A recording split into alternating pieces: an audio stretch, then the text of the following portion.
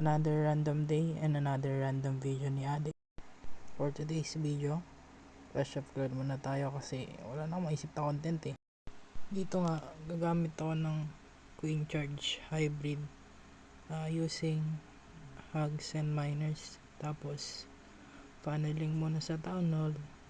And then, yun, madali lang naman to. And tara, tignan natin kung paano diskarte ginawa ko.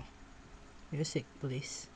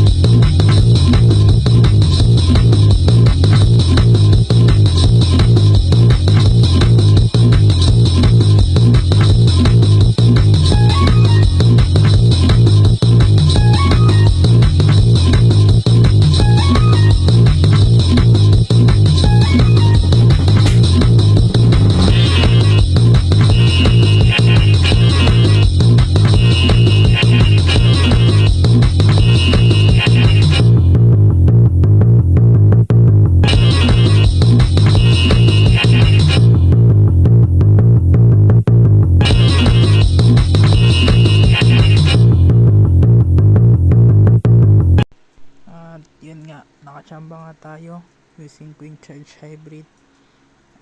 Stage 13 nga pala ko dyan versus stage 14. Sumakses nga tayo.